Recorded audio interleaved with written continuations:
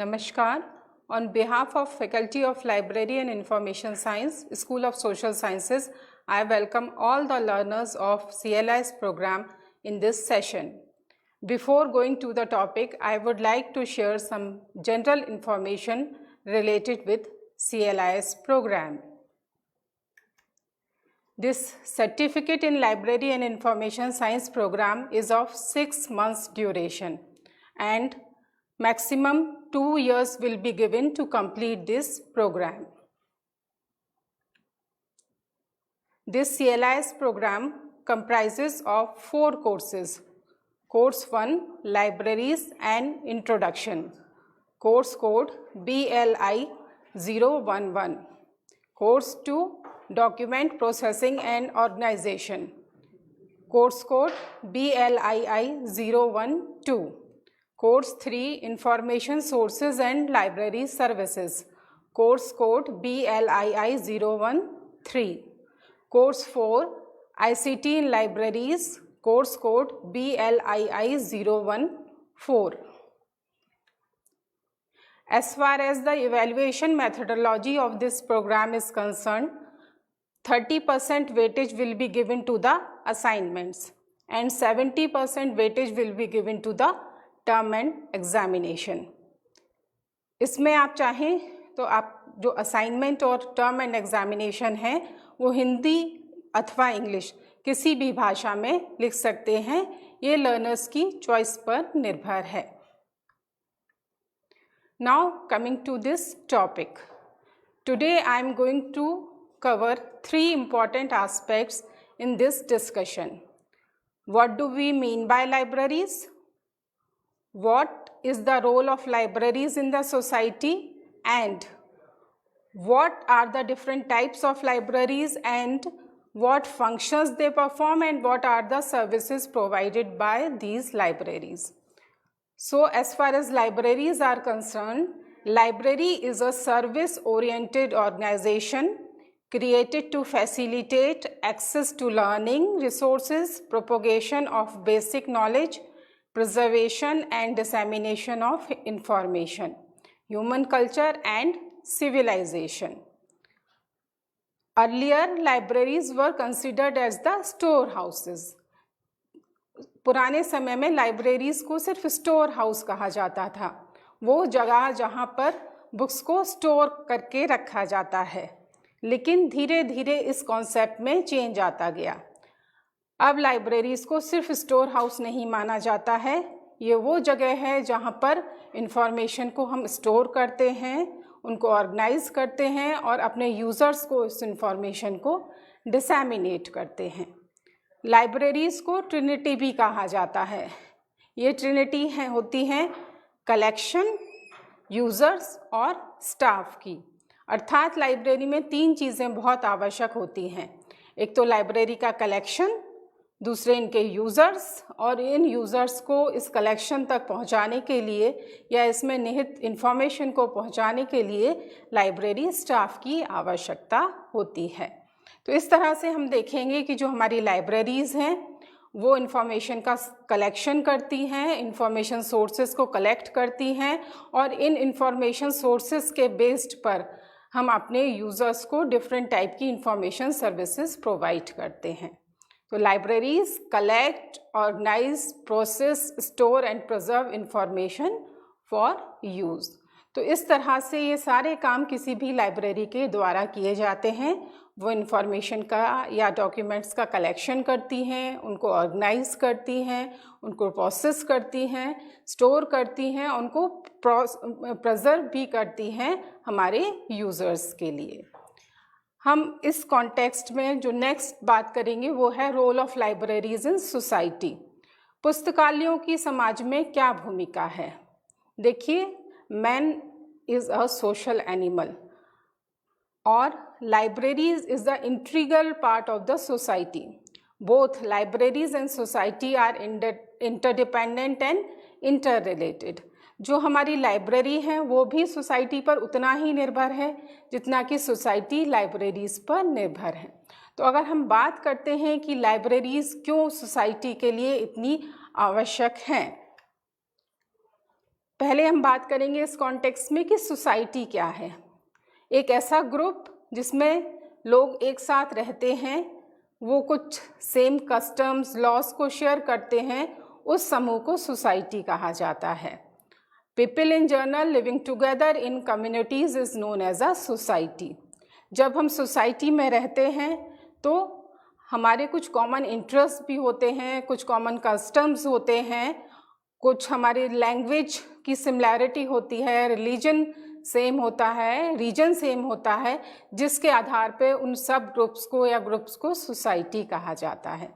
तो ये जो सोसाइटी है ये लाइब्रेरी से किस तरह से इसको लाइब्रेरी में रखा जाता है या लाइब्रेरी में किस तरह से हम इसका लाभ उठा सकते हैं, आगे हम इस बात का डिस्कशन करेंगे।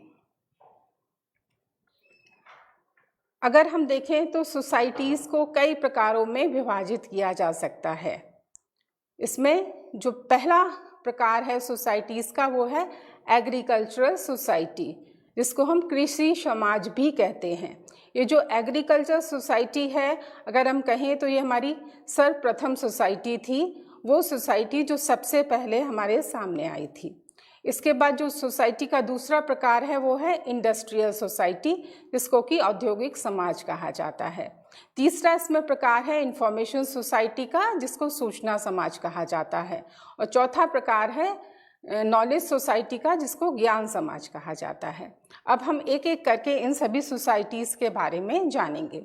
एग्रीकल्चरल सोसाइटी वो सोसाइटी जिसका बेसिक एम होता है basic food needs of the society, मतलब कि हमारी जो समाज की बेसिक फूड नीड्स हैं उनको पूरा करना।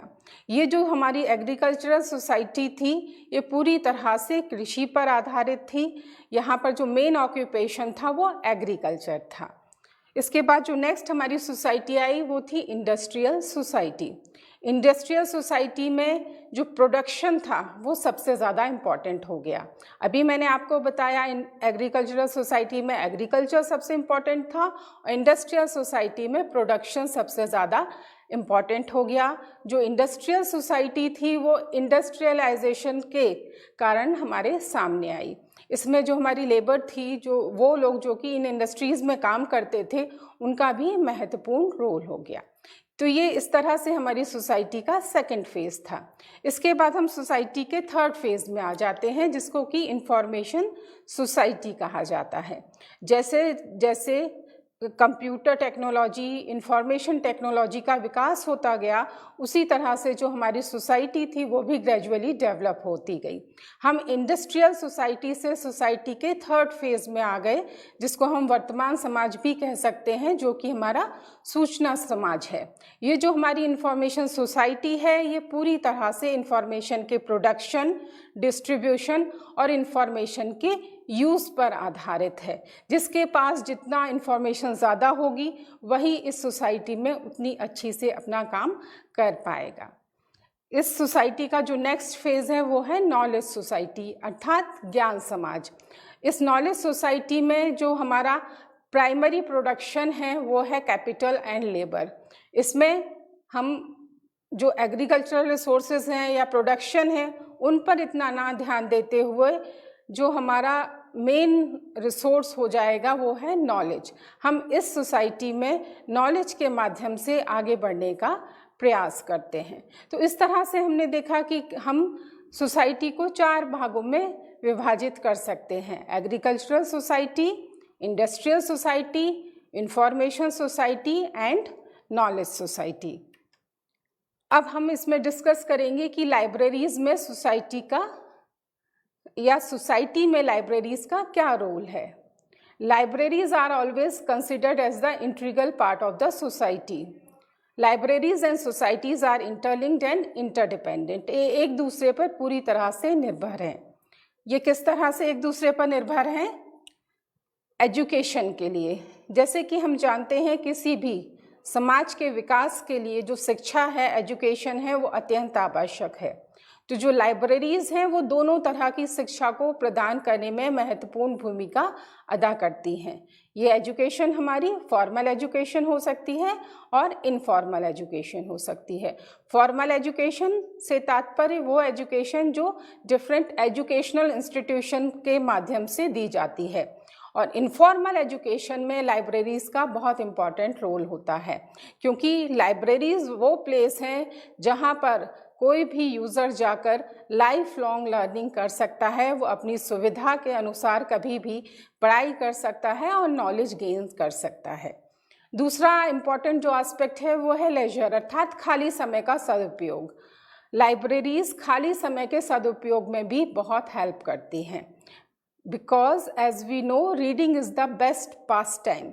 लाइब्रेरीज़ लोगों को पढ़ने के लिए प्रेरित करती हैं। लाइब्रेरीज़ लोगों में रीडिंग हैबिट इनकलकेट करती हैं, जिससे कि वो अपने खाली समय का सदुपयोग कर सकें, और इस सदुपयोग के माध्यम से लाइब्रेरीज़ जो हमारे सिटीजन्स हैं उनको वेल इन्फॉर्म्ड सिटीजन्स बनाने में हेल्प करती हैं। इसके अलावा जो हमारे सिटीजन्स का कार्य है, वर्क है, उस वर्क को करने में भी लाइब्रेरीज़ उनको इंफॉर्मेशन और नॉलेज प्रोवाइड करती हैं। इसके अलावा उनको जो उनके जॉब से रिलेटेड इन्फॉर्मेशन है, वर्क से रिलेटेड इन्फॉर्मेशन है, या एक जो ट्रांजिशन पीरियड आता है जिसमें वो एजुकेशन से अपने वर्क की तरफ जाते हैं, उसमें भी सोसाइटीज़ उनको बहुत ज़्यादा, लाइब्रेरीज़ उनको बहुत ज़्यादा हेल्प करती हैं। इसके अलावा जैसा कि मैंने अभी आपको बताया, लाइब्रेरीज़ का एक important role lifelong learning में भी रहता है। मतलब वो जीवन पर्यंत हमारे ज्ञानार्जन में हमारी सहायता करती हैं। ये सिटीजन्स को वेल इन्फॉर्म्ड सिटीजन्स में कन्वर्ट करती हैं, जिससे कि वो सिटीजन्स आगे जाकर इंडिपेंडेंट डिसीजन मेकिंग कर सकते हैं। इसके अलावा जो हमारी लाइब्रेरीज़ हैं वो कल्चरल एंड सोशल डेवलपमेंट में भी हेल्प करती हैं। ये सोसाइटी में जो भी हमारा कल्चर है, हमारे इम्पोर्टेंट डॉक्यूमेंट्स हैं, उनको प्रिजर्व करने का कार्य करती हैं। जो हमारी लाइब्रेरीज़ हैं इनको गेटवे भी कहा जाता है, इसीलिए ये हमारे नॉलेज और कल्चर के गेटवे होते हैं, जिनके माध्यम से हम अपने कल्चर को जान सकते हैं और अपने कल्चर से रिलेटेड वैल्यूएबल नॉलेज को गेन कर सकते हैं। ये हमारे सिटीजन्स को बहुत ज़्यादा लर्निंग अपॉर्चुनिटीज़ प्रदान करती हैं, जिसके द्वारा वो अपने सोशियो इकोनॉमिक डेवलपमेंट में भी सहायता करती हैं। तो इस तरह से हमने देखा कि लाइब्रेरीज़ एजुकेशन से लेके सोशियो इकोनॉमिक हर क्षेत्र में हमारे सिटीजन्स की हेल्प करती हैं। अगर हमारे सिटीजन्स एजुकेटेड होंगे, हमारे सिटीजन्स वेल इन्फॉर्म्ड होंगे, तो उनका एम्पावरमेंट भी होगा। तो इस तरह से हमारी लाइब्रेरी सशक्तिकरण, कौशल विकास यानी कि स्किल डेवलपमेंट, और ये हमारी ज्ञान संग्रहशालाओं यानी कि रिपोजिटरीज़ के रूप में भी काम करती हैं। लाइब्रेरीज़ को नॉलेज की रिपोजिटरीज़ भी कहा जाता है।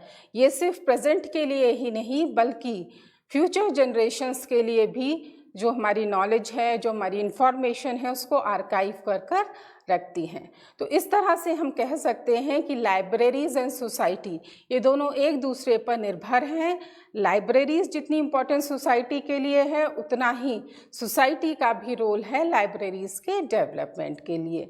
तो इस तरह से लाइब्रेरीज़ एक इम्पॉर्टेंट रोल प्ले करती हैं हमारे सिटीजन्स को वेल इन्फॉर्म्ड सिटीज़न बनाने में, और लाइब्रेरीज़ की सहायता से ही जो हमारे सिटीजन्स हैं, जो लोग हैं हमारे, वो लाइफ लॉन्ग लर्नर्स बनते हैं। और जो ये लाइब्रेरीज़ हैं ये हमारी एडल्ट एजुकेशन में भी बहुत ज़्यादा सहायता करती हैं। इसके बाद हम डिस्कस करेंगे कि लाइब्रेरीज़ की आवश्यकता क्या है, ऐसी क्या बात है जिसके लिए हमें लाइब्रेरीज़ की ज़रूरत होती है। तो लाइब्रेरीज़ कई पर्पसेस के लिए आवश्यक होती हैं। जैसा कि हम जानते हैं आजकल इंफॉर्मेशन एक्सप्लोजन है, इतनी सारी इंफॉर्मेशन अवेलेबल है कि उस सारी इंफॉर्मेशन के बारे में सूचना प्राप्त करना किसी एक व्यक्ति के लिए संभव नहीं है। तो लाइब्रेरीज़ उस इंफॉर्मेशन को एक जगह स्टोर करके उसको यूजेबल फॉर्मेट में हमारे यूज़र्स को प्रोवाइड करती हैं। ये सिर्फ इंफॉर्मेशन ही नहीं प्रोवाइड करती हैं, हमारे इंडिविजुअल के लिए, किसी एक व्यक्ति के लिए ये संभव नहीं हो पाता है कि वो ये जान भी पाए कि कौन कौन सी इंफॉर्मेशन कहाँ पर एग्जिस्ट करती है। तो ये लाइब्रेरीज उसे ये भी बताने का प्रयास करती हैं कि कौन सी इंफॉर्मेशन उसके सब्जेक्ट से रिलेटेड, उसके इंटरेस्ट से रिलेटेड अवेलेबल है, जिससे कि वो उस इंफॉर्मेशन को एक्सेस कर सके। और लाइब्रेरीज इस इंफॉर्मेशन को यूज़र्स तक पहुंचाने के लिए डिफरेंट टाइप की सर्विसेज भी प्रोवाइड करती हैं। अब हम लाइब्रेरीज़ के पर्पस के बारे में जानेंगे। जैसा कि मैंने अभी आपको बताया कि जो लाइब्रेरीज़ का बेसिक पर्पस है वो है डिसेमिनेशन ऑफ इंफॉर्मेशन। ये सूचना के प्रसार में बहुत ज़्यादा हेल्प करती हैं। ये यूज़र्स को उनके need and interest based information को डिसेमिनेट करने का कार्य करती हैं, और ये हमारे प्रेजेंट जनरेशन और फ्यूचर जनरेशन के लिए इंफॉर्मेशन को स्टोर एंड आर्काइव भी करने का इम्पॉर्टेंट वर्क करते हैं। इसलिए हमें इन लाइब्रेरीज़ की आवश्यकता होती है। इसके अलावा ये हमारे पूरे समाज को एक कॉमन स्पेस प्रोवाइड करती हैं, जिससे कि वो अपनी स्टडी और रिसर्च को कंटिन्यू कर सकें। इसके अलावा एक बहुत इम्पॉर्टेंट बात है जिसमें भी हमारी लाइब्रेरीज़ हेल्प करती हैं, वो है डिजिटल डिवाइड को कम करना। लाइब्रेरीज डिजिटल डिवाइड को कम करती हैं। डिजिटल डिवाइड से हमारा तात्पर्य है कि ऐसी डिवाइड जिसमें कि कुछ तो डिजिटली रिच हैं और कुछ डिजिटली पुअर हैं। डिजिटली रिच मीन्स वो जिनके पास पूरा का पूरा इंफ्रास्ट्रक्चर है, उनके पास अच्छे कंप्यूटर्स हैं, इंटरनेट कनेक्शन है, सॉफ्टवेयर आदि हैं, और वो लोग जिनके पास ये सारी सुविधाएं नहीं हैं। तो लाइब्रेरीज़ उनको इस तरह का स्थान प्रदान करती हैं जहाँ पर कि वो इस इंफ्रास्ट्रक्चर को एक्सेस कर सके, और साथ में वो इन यूज़र्स को लिटरेसी भी प्रोवाइड करती हैं, जिससे कि वो अपनी इंफॉर्मेशन आदि को सर्च कर सके। उनको कंप्यूटर लिटरेट, उनको इंफॉर्मेशन लिटरेट बनाती हैं, जिससे कि उन्हें इस तरह की इंफॉर्मेशन को यूज़ करने में कोई भी परेशानी ना हो। अब हम लाइब्रेरी के जो जनरल फंक्शंस हैं, जो जनरल कार्य हैं, उनके बारे में बात करेंगे। जो पहला कार्य है जिसके बारे में हम अभी पहले भी चर्चा कर चुके हैं, लाइब्रेरीज जनरली एजुकेशन और पर्टिकुलरली हायर एजुकेशन में बहुत हेल्प करती हैं। इसके अलावा ये यूज़र्स एजुकेशन भी प्रदान करती हैं। यूज़र एजुकेशन मतलब वो यूज़र जो लाइब्रेरी में आ रहे हैं उनको लाइब्रेरी के बारे में बताना, और ना सिर्फ लाइब्रेरी के बारे में बताना, उनको कंप्यूटर यूज़ के बारे में बताना, उनको इंफॉर्मेशन सर्चिंग के बारे में बताना, उनको इंटरनेट सर्चिंग के बारे में बताना। ये सारे कार्य भी लाइब्रेरी के द्वारा किए जाते हैं। इसके अलावा जो रिक्रिएशन है, अर्थात जो हम अपना एंटरटेनमेंट करना चाहते हैं, अपने आप को किसी तरह से रिलैक्स करना चाहते हैं, उसमें भी लाइब्रेरीज़ हमारी हेल्प करती हैं। इसके लिए लाइब्रेरीज़ फिक्शन कलेक्शन बनाती हैं, डिफरेंट ऑडियो वीडियो कलेक्शंस बनाती हैं, जिसके माध्यम से लाइब्रेरीज़ अपने यूज़र्स को डिफरेंट टाइप के कलेक्शंस प्रोवाइड करती हैं। लाइब्रेरी एक प्लेस के रूप में भी कार्य करती हैं। लाइब्रेरी एक ऐसी प्लेस है जहाँ पर डिफरेंट टाइप के यूज़र्स आकर एक साथ बैठकर एक माहौल में पढ़ाई कर सकते हैं। लाइब्रेरी एक इन्वायरमेंट, एक परिवेश प्रदान करती है, जिससे कि जो हमारे यूज़र्स हैं वो वहाँ पर बैठकर कंफर्टेबली पढ़ सकें। इसके अलावा जो हमारी लाइब्रेरीज़ हैं वो सोशल और कल्चरल रोल्स का भी निर्वाह करती हैं। ये हमारी सोसाइटी से रिलेटेड डिफरेंट अवेयरनेस कैंपेन्स चलाती हैं, हमारे कल्चर को प्रिजर्व करती हैं, डिफरेंट टाइप के सोशली रेलिवेंट टॉपिक्स पर डिबेट्स, फिल्म शोज़, लेक्चर्स आदि आयोजित करती हैं। अब हम इसके बाद बात करेंगे टाइप्स ऑफ लाइब्रेरीज़ की, कि लाइब्रेरी के कितने प्रकार होते हैं। जनरली जो ब्रॉडली लाइब्रेरीज़ को डिवाइड किया जाता है वो 3 प्रकारों में विभाजित किया जाता है। एकेडमिक लाइब्रेरीज अर्थात शैक्षिक ग्रंथालय या पुस्तकालय, पब्लिक लाइब्रेरीज अर्थात सार्वजनिक पुस्तकालय, और स्पेशल लाइब्रेरीज अर्थात विशेष ग्रंथालय या पुस्तकालय। अगर हम एकेडमिक लाइब्रेरीज़ की बात करें तो एकेडमिक लाइब्रेरीज़ 3 प्रकार की होती हैं। College libraries, school libraries and university libraries. Public libraries की अगर हम बात करें तो पब्लिक लाइब्रेरी विभिन्न स्तरों पर या विभिन्न लेवल्स पर हो सकती हैं, जैसे कि national library, state library, district library, city library, town library, village library, और उसमें एक मोबाइल लाइब्रेरी भी आती है।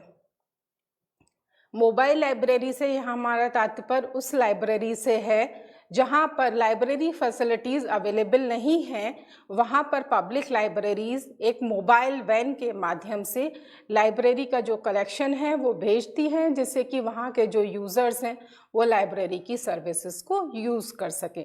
तो इस तरह की फैसिलिटी को मोबाइल लाइब्रेरी कहा जाता है। इसके अलावा कुछ स्पेशल लाइब्रेरीज़ भी होती हैं। ये जो स्पेशल लाइब्रेरीज़ हैं ये जनरली किसी न किसी स्पेशल सब्जेक्ट से रिलेटेड होती हैं। एक सब्जेक्ट स्पेसिफिक लाइब्रेरीज़ होती हैं, ये किसी बिजनेस ऑर्गेनाइजेशन से रिलेटेड हो सकती हैं, ये किसी इंडस्ट्रियल ऑर्गेनाइजेशन से रिलेटेड हो सकती हैं, ये प्रिजन की लाइब्रेरीज़ हो सकती हैं, हॉस्पिटल की लाइब्रेरीज़ हो सकती हैं। इनको स्पेशल लाइब्रेरी इसलिए कहा जाता है क्योंकि ये किसी स्पेशल ग्रुप के यूज़र्स को सर्विसेज देने के लिए बनाई जाती हैं, इसलिए इनका नाम स्पेशल लाइब्रेरीज़ रखा गया है। तो हम अब इसके बाद एक एक करके इन सभी तरह की लाइब्रेरीज़ के बारे में चर्चा करेंगे। इसके पहले मैं आपको डिफरेंट जो हमारे लाइब्रेरी मॉडल्स हैं उनके बारे में बताना चाहूँगी। जो हमारी लाइब्रेरीज़ हैं धीरे धीरे उनका विकास हुआ है, जिसके आधार पर हम लाइब्रेरीज़ के डिफरेंट मॉडल्स कह सकते हैं, या हम कह सकते हैं कि किस तरह की लाइब्रेरीज़ हमारे सामने होती हैं।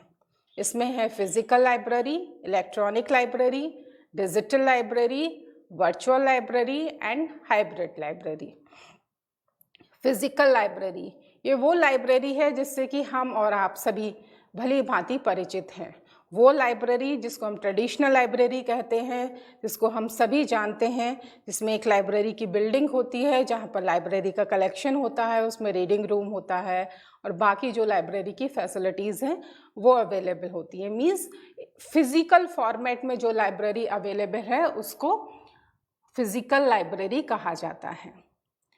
जैसे जैसे तकनीक का विकास हुआ, टेक्नोलॉजी का विकास हुआ, डेवलपमेंट हुआ, लाइब्रेरी के फॉर्मेट में कुछ परिवर्तन आया।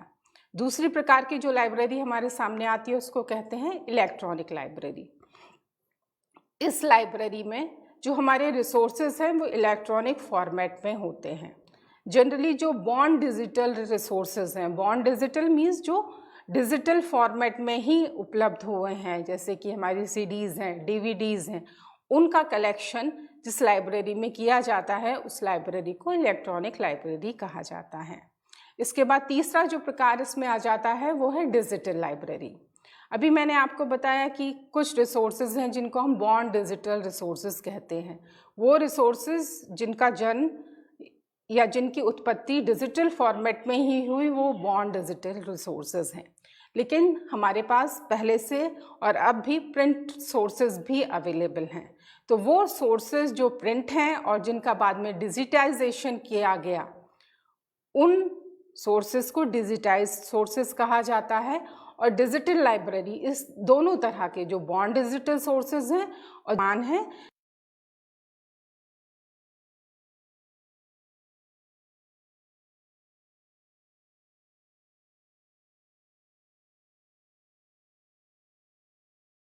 लेकिन फ़र्क इतना है कि इलेक्ट्रॉनिक लाइब्रेरी में सिर्फ बॉन्ड डिजिटल रिसोर्सेज होते हैं, जबकि जो हमारी डिजिटल लाइब्रेरी है इसमें बॉन्ड डिजिटल रिसोर्सेज भी होते हैं और डिजिटाइज रिसोर्सेज भी होते हैं। मीन्स जो भी सोर्स डिजिटल फॉर्मेट में अवेलेबल है वो सारे रिसोर्सेज हम डिजिटल लाइब्रेरी में रखते हैं।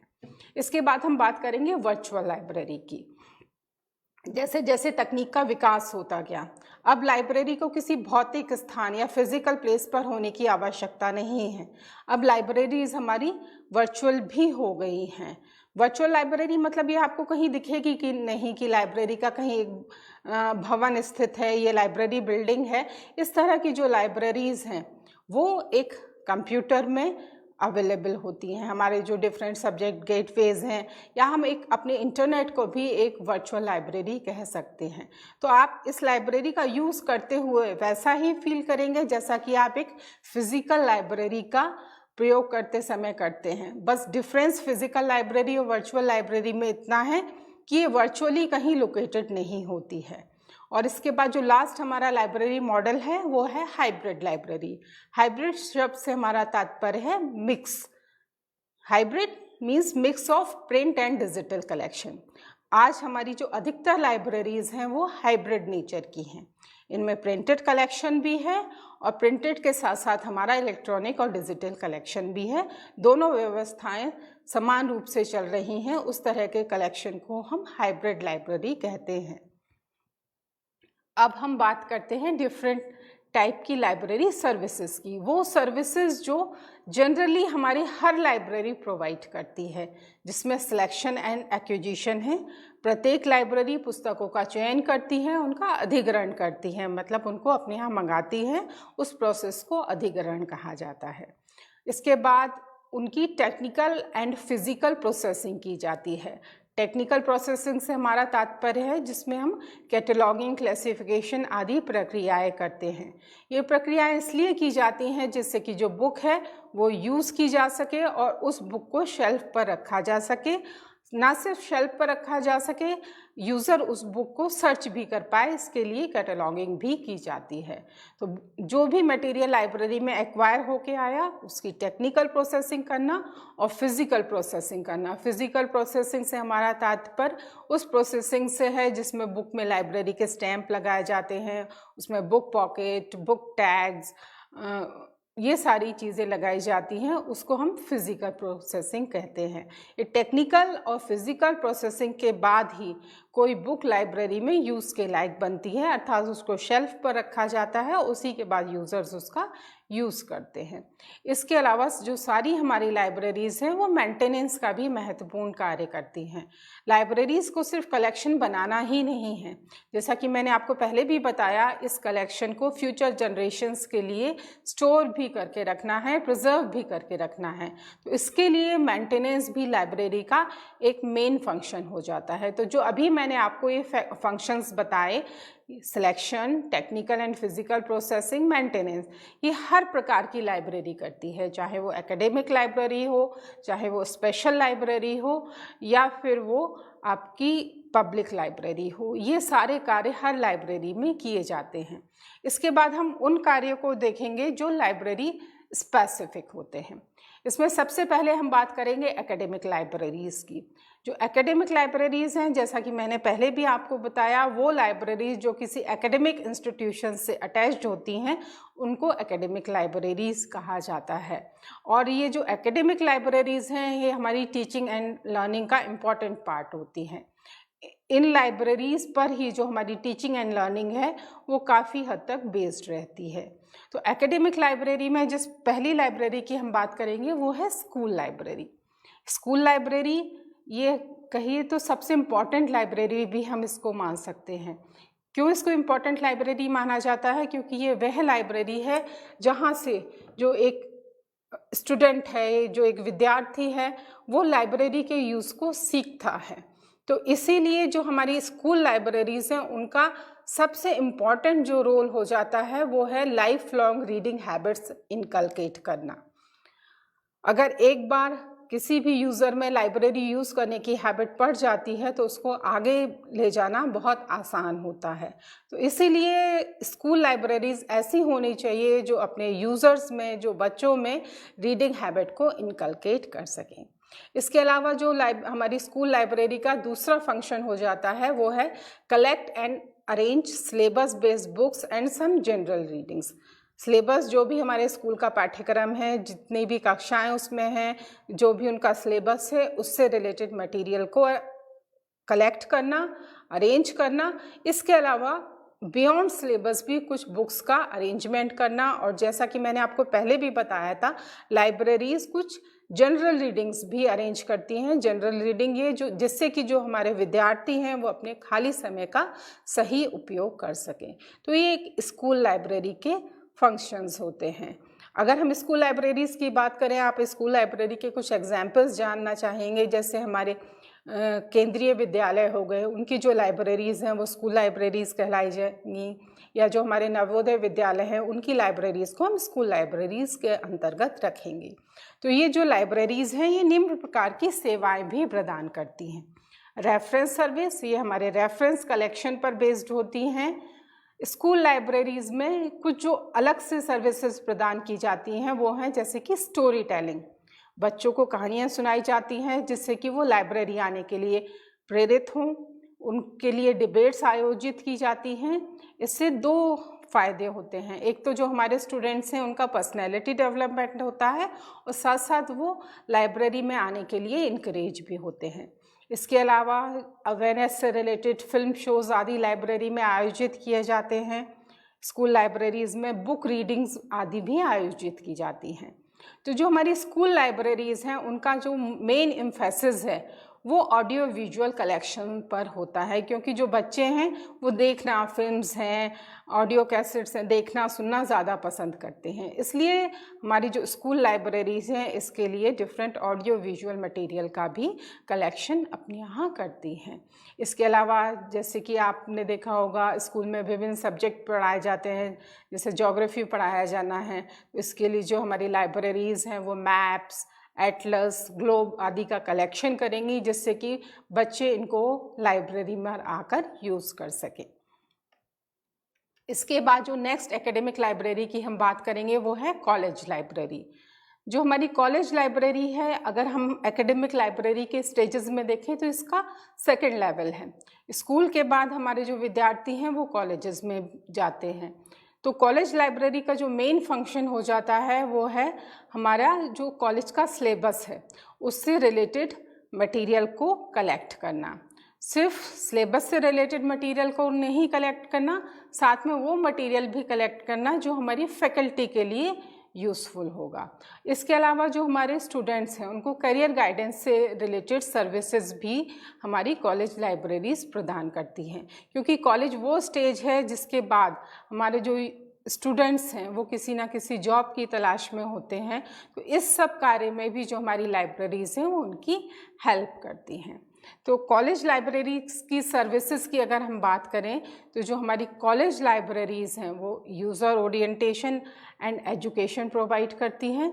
यूज़र ओरिएंटेशन से यहाँ तात्पर्य है कि यूज़र को लाइब्रेरी से ओरिएंट कराना, उनको लाइब्रेरी के बारे में बताना कि किस तरह से लाइब्रेरी के डिफरेंट सेक्शंस लोकेटेड हैं, लाइब्रेरी के रूल्स और रेगुलेशन क्या हैं, लाइब्रेरी को कैसे यूज़ किया जाता है। इसके अलावा यूज़र को लाइब्रेरी की जो सेवाएं हैं उनको यूज़ करने में हेल्प करना, उनको इंफॉर्मेशन लिटरेसी प्रदान करना, उनको कंप्यूटर लिटरेसी प्रदान करना, ये सारी चीज़ें यूज़र ओरिएंटेशन एंड एजुकेशन के माध्यम से हमारे कॉलेज लाइब्रेरी के यूज़र्स को प्रदान की जाती हैं। इसके अलावा सभी लाइब्रेरीज़ की तरह जो हमारी कॉलेज लाइब्रेरी हैं वो भी रेफरेंस सर्विसेज प्रदान करती हैं। रेफरेंस सर्विस अर्थात संदर्भ सेवाएं। ये लाइब्रेरी एक रेफरेंस कलेक्शन बनाती है जिसमें कि डिक्शनरीज़, इंसाइक्लोपीडियाज़, डायरेक्टरीज़ आदि होती हैं। उनके बेस पर जो लाइब्रेरीज़ हैं वो अपने यूज़र्स की क्वेरीज़ को सॉल्व करती हैं और रेफरेंस सर्विस अपने यूज़र्स को प्रदान करती हैं। इसके अलावा कॉलेज लाइब्रेरी के स्टूडेंट्स को कुछ बिब्लियोग्राफिक सर्विसेज की भी आवश्यकता होती है। बिब्लियोग्राफिक सर्विसेज से हमारा तात्पर्य है जो हमारे कॉलेज स्टूडेंट्स हैं वो अपने सिलेबस के अलावा भी कुछ मटेरियल के बारे में जानकारी चाहते हैं, तो लाइब्रेरीज़ इस कॉन्टेक्स्ट में उन्हें डिफरेंट टाइप की लिस्ट प्रदान करती हैं, बिब्लियोग्राफीज़ प्रदान करती हैं, जिससे कि वो बियॉन्ड सिलेबस भी मटेरियल के बारे में जान सकें और अगर उसको पढ़ने के इच्छुक हैं तो उसको पढ़ सकें। जैसा कि मैंने पहले भी बताया, वो उनको जॉब से रिलेटेड, करियर से रिलेटेड गाइडेंस भी प्रदान करती हैं। रिसोर्स शेयरिंग भी कॉलेज लाइब्रेरीज़ की एक इम्पॉर्टेंट सर्विस होती है। रिसोर्स शेयरिंग क्यों? क्योंकि देखिए लाइब्रेरीज़ के रिसोर्सेज भी कहीं ना कहीं लिमिटेड होते हैं, जिस कारण से जो हमारी लाइब्रेरीज़ हैं वो किसी ना किसी नेटवर्क के पार्ट बनती हैं, किसी ना किसी कंसोर्शियम के मेंबर बनती हैं। क्यों बनती हैं वो ये? क्योंकि अगर उनके पास वो रिसोर्सेज अवेलेबल नहीं हैं जिसकी आवश्यकता उनके यूज़र्स से है, तो वो किसी अन्य लाइब्रेरी के माध्यम से उस तरह के रिसोर्सेज को मंगाकर अपने यूज़र्स को प्रदान कर सके।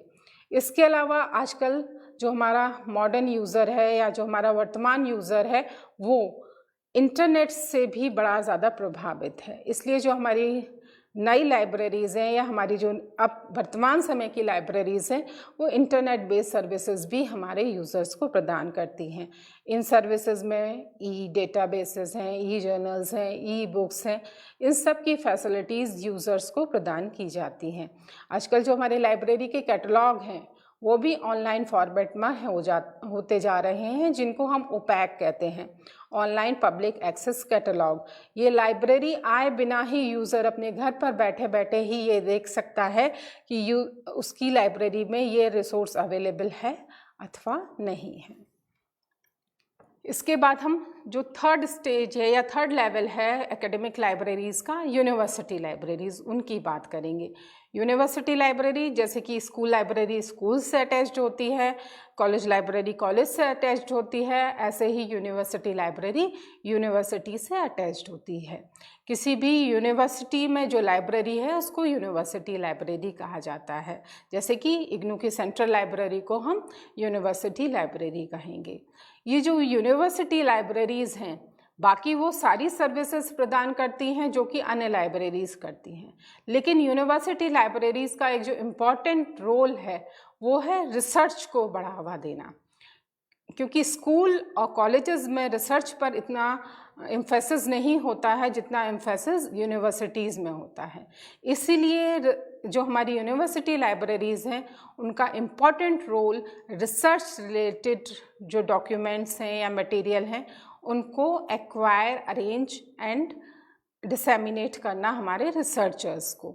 इसके साथ साथ जो हमारी फैकल्टी है यूनिवर्सिटीज़ की उनको उनकी up to date information provide करना भी यूनिवर्सिटी लाइब्रेरीज़ का इम्पॉर्टेंट फंक्शन होता है।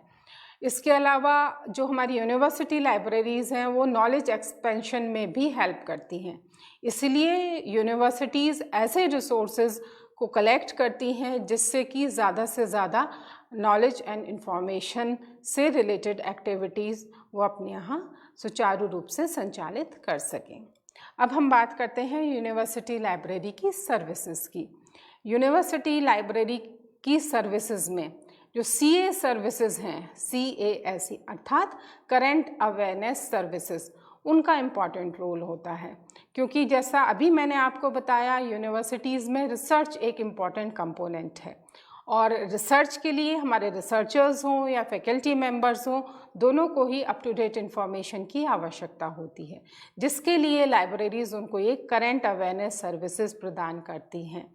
इसी में रेफरेंस सर्विसेज भी हमारे यूज़र्स को प्रदान की जाती हैं। मैंने आपको कॉलेज लाइब्रेरीज़ के संदर्भ में रिसोर्स शेयरिंग के बारे में बताया था कि हम बाकी लाइब्रेरीज से भी नेटवर्किंग करके या कंसोर्सिया के माध्यम से अपने यूज़र्स को वो रिसोर्सेज भी प्रोवाइड करते हैं जो हमारी लाइब्रेरी में अवेलेबल नहीं हैं।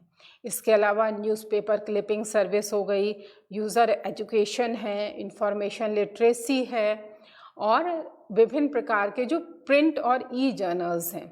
यहाँ पर यूनिवर्सिटी लाइब्रेरीज़ में जो जर्नल्स का कलेक्शन है वो बहुत इम्पॉर्टेंट माना जाता है, क्योंकि जर्नल्स ही वो रिसोर्सेज हैं जिनमें नई नई जो रिसर्च हैं वो पब्लिश होती हैं।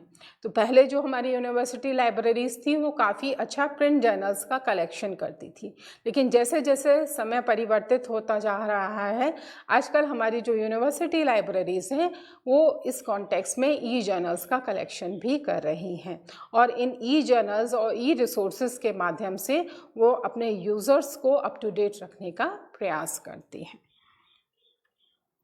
अब हम बात करेंगे जो हमारा लाइब्रेरी का थर्ड टाइप है वो है पब्लिक लाइब्रेरीज़। अगर हम यूनेस्को की बात करें तो यूनेस्को ने जो पब्लिक लाइब्रेरी की डेफिनेशन दी है वो है local gateway of knowledge, provide basic condition for life long learning, independent decision making and cultural development of the individual and social groups. तो पब्लिक लाइब्रेरीज़ वो लाइब्रेरीज़ हैं जो जनता के लिए होती हैं, जैसा कि इसका नाम ही आपको बता रहा है। इनको सार्वजनिक पुस्तकालय या जन पुस्तकालय कहा जाता है। Libraries for the people and by the people. In libraries को कॉमन मैन या मासेस कोई भी यूज़ कर सकता है। जो ये हमारी पब्लिक लाइब्रेरीज़ हैं ये डिफरेंट लेवल पर होती हैं, जैसा कि मैंने आपको पहले भी बताया। हमारी जो पब्लिक लाइब्रेरीज़ हैं ये टाउन लेवल पे हो सकती हैं, विलेज लेवल पे हो सकती हैं, सिटी लेवल पे हो सकती हैं, स्टेट लेवल पे हो सकती हैं और नेशनल लेवल पर भी हो सकती हैं।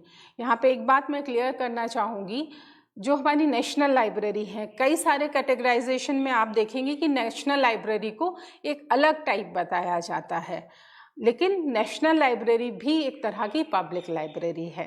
नेशनल लाइब्रेरी से हमारा मतलब होता है कि उस नेशन का जो राष्ट्रीय ग्रंथालय या राष्ट्रीय पुस्तकालय है। जैसे अगर हम भारत के संदर्भ में, इंडिया के कॉन्टेक्स्ट में बात करें, तो जो हमारी नेशनल लाइब्रेरी ऑफ इंडिया है वो कोलकाता में सिचुएटेड है। तो हर देश की अपनी एक नेशनल लाइब्रेरी होती है और उस नेशनल लाइब्रेरी का जो सबसे इम्पॉर्टेंट काम होता है वो होता है उस नेशन के कल्चर को प्रिजर्व करके रखना। तो इस तरह से नेशनल लाइब्रेरीज़ भी हमारे जो हमारा नेशन है उसके एक इम्पॉर्टेंट रिसोर्स के रूप में काम करती हैं। अब हम बाकी पब्लिक लाइब्रेरीज़ की जनरल फंक्शंस की अगर बात करें, तो जैसा अभी मैंने बोला आपसे कि प्रिजर्विंग कल्चर, हमारी संस्कृति को परिरक्षित करना हमारी पब्लिक लाइब्रेरीज़ का सबसे इम्पॉर्टेंट फंक्शन होता है। इसके अलावा जो हमारी पब्लिक लाइब्रेरीज़ हैं उनके यूज़र्स भी डिफरेंट कैटेगरीज़ के होते हैं। अगर अभी आपको याद होगा, मैंने आपको एकेडमिक लाइब्रेरीज़ के बारे में बताया। एकेडमिक लाइब्रेरीज़ में जो जनरली यूज़र्स हैं वो हमारे स्टूडेंट्स होते हैं, लेकिन पब्लिक लाइब्रेरी में जो हमारे यूज़र्स हैं वो किसी भी कैटेगरी के हो सकते हैं।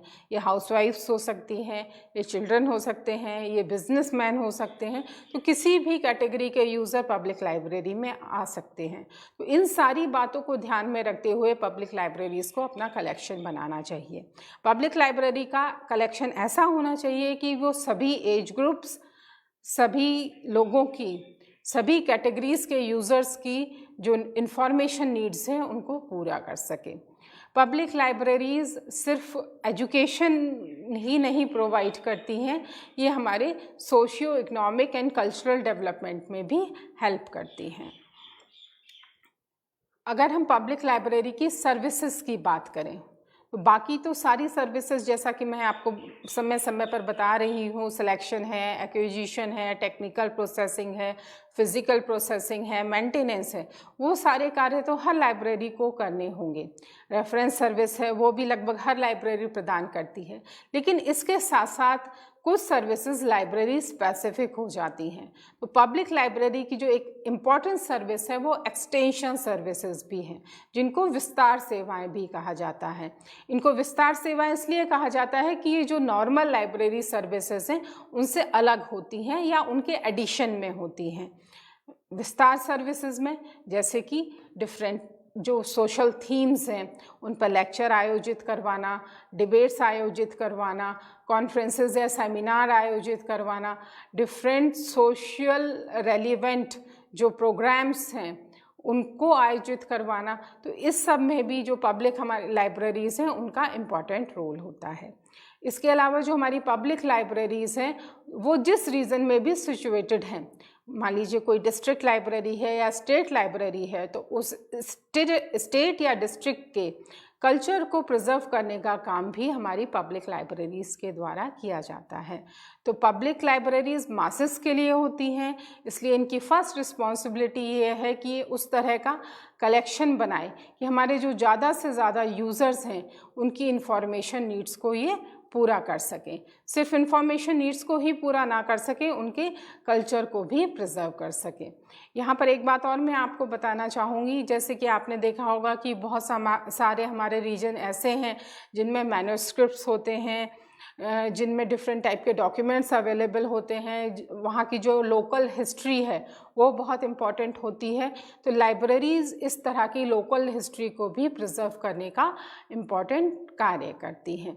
ये जो हमारी लाइब्रेरीज़ हैं ये लोकल हिस्ट्री को डिफरेंट मीडियम्स में, इसके लिए ऑडियोज़ बनवा सकती हैं, वीडियोज़ बनवा सकती हैं, या अगर वहाँ पर कोई लोकल जो फोक आर्ट है वो बहुत फेमस है या कोई डांस बहुत फेमस है तो उसको प्रिजर्व करने के लिए, उससे रिलेटेड इन्फॉर्मेशन भी बाकी सबसे शेयर करने के लिए पब्लिक लाइब्रेरीज़ एडिशनल एफर्ट करती हैं। पब्लिक लाइब्रेरीज़ के पास जनरली काफ़ी सारा स्पेस होता है जिसमें कि कई सारे कॉन्फ्रेंस रूम आदि भी होते हैं, जिसका उपयोग विभिन्न प्रकार के जो कल्चरल प्रोग्राम्स हैं उनको आयोजित करने के लिए किया जाता है। इसके अलावा जो हमारी पब्लिक लाइब्रेरीज़ हैं वो मासेस के लिए हैं, जैसा कि मैंने आपको बताया, तो वो हर तरह का कलेक्शन बनाएंगी। उनके यहाँ एक चिल्ड्रन सेक्शन भी होगा जिसमें कि हमारे बच्चे जाकर पढ़ सकें। इसके अलावा हमारी पब्लिक लाइब्रेरीज़ में विभिन्न प्रकार के जो डिसेबल्ड यूज़र्स हैं वो भी आते हैं, तो इन लाइब्रेरीज़ में उस तरह का कलेक्शन भी होगा जिसको कि हमारे जो डिसेबल्ड यूज़र्स हैं वो भी यूज़ कर सकें। पब्लिक लाइब्रेरीज़ गवर्नमेंट द्वारा स्थापित होती हैं जनरली, इसलिए जो गवर्नमेंट से रिलेटेड पॉलिसीज़ हैं, प्रोसीजर्स हैं, उनके बारे में भी इंफॉर्मेशन पब्लिक लाइब्रेरीज़ में रखी जाती है। पब्लिक लाइब्रेरीज़ जो हमारी हैं वो हमारी बाकी जो लाइब्रेरीज़ हैं, जैसे कि हमारा सिटी लाइब्रेरी है, टाउन लाइब्रेरी है, तो उस स्टेट की जो स्टेट सेंट्रल लाइब्रेरी है उनसे कोऑर्डिनेशन स्थापित करने का भी कार्य करती हैं। इसके अलावा जो हमारी डिफरेंट स्टेट लाइब्रेरीज़ हो जाएंगी, वो हमारी जो डिफरेंट स्टेट लाइब्रेरीज़ हैं वो हमारी जो नेशनल लाइब्रेरी है उससे कोऑर्डिनेशन का भी कार्य करती हैं। तो इस तरह से जो हमारी ये पब्लिक लाइब्रेरीज़ हैं, ये लाइब्रेरीज़ कहीं ना कहीं हमारी जनता के लिए हैं और ये हमारे जो हमारे सिटीजन्स हैं उनको वेल इन्फॉर्म्ड सिटीजन्स बनाने में बहुत ज़्यादा हेल्प करती हैं। जो मैंने आपको पहले डिजिटल डिवाइड की बात बताई थी, डिजिटल डिवाइड को कम करने का काम करना पब्लिक लाइब्रेरीज़ का इम्पॉर्टेंट काम होता है, क्योंकि ये वो लाइब्रेरीज़ हैं जो उन लोगों को भी सर्विसेज प्रदान करती हैं जिनकी और किसी लाइब्रेरी में एक्सेस नहीं है। इसके अलावा हमारी जो पब्लिक लाइब्रेरीज़ हैं वो एडल्ट एजुकेशन में भी बहुत ज़्यादा हमारी हेल्प करती हैं। यहाँ पर मैं आपको एक नेशनल लाइब्रेरी के बारे में एक एडिशनल बात और बताना चाहूँगी। जो हमारी नेशनल लाइब्रेरीज़ हैं वो सब्जेक्ट वाइज भी हो सकती हैं। सब्जेक्ट वाइज अर्थात national library of medicine, national library of agriculture और जनरल नेशनल लाइब्रेरी। इसके बाद जो नेक्स्ट हम बात करेंगे वो बात करेंगे स्पेशल लाइब्रेरीज़ की। जैसा कि ये नाम ही आपको बता रहा है कि special library serve a particular institution that has a specific role to play and they therefore tend to be one subject oriented libraries। ये जो स्पेशल लाइब्रेरीज़ हैं जनरली इनके जो यूज़र्स हैं वो स्पेशल होते हैं। स्पेशल मीन्स कुछ लिमिटेड यूज़र्स होते हैं जिनके लिए स्पेशल लाइब्रेरीज़ बनाई जाती हैं। ये स्पेशल लाइब्रेरीज़ का जो हमारा कलेक्शन है वो भी स्पेशल कलेक्शन होता है। आपको जैसा याद होगा मैंने आपको प्रिजन लाइब्रेरीज़ के बारे में बताया था। ये जो प्रिजन लाइब्रेरीज़ हैं जो हमारे जेल के इनमेट्स हैं उनके लिए इस तरह की लाइब्रेरीज़ बनाई जाती हैं। इसके अलावा जो हमारी स्पेशल लाइब्रेरीज़ हैं उनमें स्पेशली ट्रेंड स्टाफ को भी रखा जाता है। स्पेशली ट्रेंड स्टाफ को इसलिए रखा जाता है क्योंकि इस तरह की लाइब्रेरीज जनरली किसी सब्जेक्ट से रिलेटेड होती हैं और उस सब्जेक्ट के बैकग्राउंड वाले स्टाफ की आवश्यकता होती है जिससे कि स्पेशल लाइब्रेरी के जो स्पेशल यूज़र्स हैं उनको डिफरेंट टाइप की सर्विसेज वो प्रदान कर सकें। हम स्पेशल लाइब्रेरी के अगर फंक्शंस की बात करें तो इनका जो सबसे इम्पॉर्टेंट फंक्शन होता है वो होता है इंफॉर्मेशन को एनालाइज करना, उसको सिंथेसाइज करना, उसको इवैल्यूएट करना।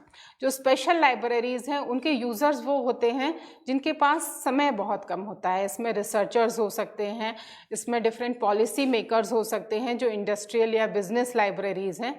तो ये उनको कंडेंस्ड इंफॉर्मेशन, कंसोलिडेटेड इंफॉर्मेशन प्रदान करती हैं जिससे कि वो अपने यूज़ के हिसाब से ये सर्विसेज उनको दे सकें। ये डिफरेंट टाइप के जो हमारे रिसोर्सेज हैं according to the need of the user उनको कलेक्ट एंड ऑर्गेनाइज भी करती हैं। और जो ये हमारी स्पेशल लाइब्रेरीज़ हैं ये ट्रू सेंस में इंफॉर्मेशन सेंटर की तरह वर्क करती हैं।